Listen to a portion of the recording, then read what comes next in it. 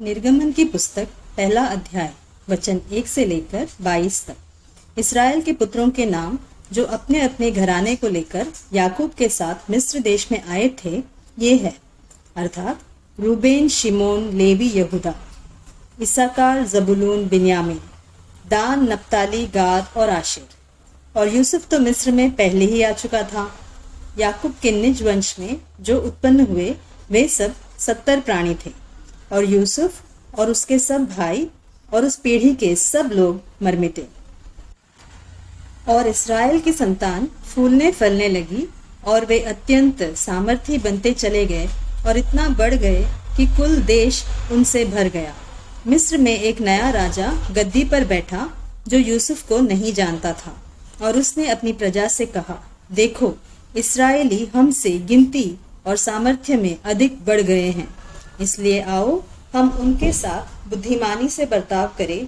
कहीं ऐसा न हो कि जब वे बहुत बढ़ जाए और यदि संग्राम का समय आ पड़े तो हमारे बैरियों से मिलकर हमसे लड़े और इस देश से निकल जाए।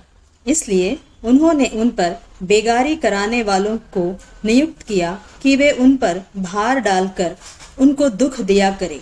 तब उन्होंने फिरौन के लिए पितोम और रामसेस नामक भंडार वाले नगरों को बनाया, पर जो जो वे उनको दुख देते गए त्यों त्यों वे बढ़ते और फैलते चले गए। इसलिए वे इसराइलियों से अत्यंत डर गए।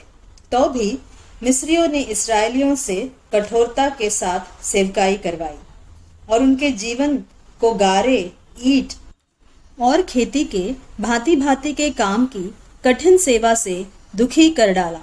जिस किसी काम में वे उनसे सेवा करवाते थे उसमें वे कठोरता का व्यवहार करते थे। शिप्रा और पुआ नाम 2 इब्री भाइयों को मिस्र के राजा ने आज्ञा दी कि जब तुम इब्री स्त्रियों को बच्चा उत्पन्न होने के समय जन्मने के पत्थरों पर बैठी देखो, तब यदि बेटा हो तो उसे मार डालना और बेटी हो तो जीवित रहने देना। परंतु वे धाइयां परमेश्वर का भय मानती थी, इसलिए मिस्र के राजा की आज्ञा न मानकर लड़कों को भी जीवित छोड़ देती थी।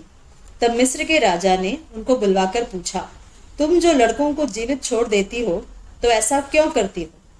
भाइयों ने फिरौन को उत्तर दिया कि इब्री स्त्रियां मिस्री स्त्रियों के समान नहीं हैं। वे ऐसी फुर्तीली है कि धाइयों के पहुंचने से पहले ही उनको बच्चा उत्पन्न हो जाता है। इसलिए परमेश्वर ने धाइयों के साथ भलाई की और वे लोग बढ़कर बहुत सामर्थी हो गए। और धाइयां इसलिए कि वे परमेश्वर का भय मानती थी, उसने उनके घर बसाए।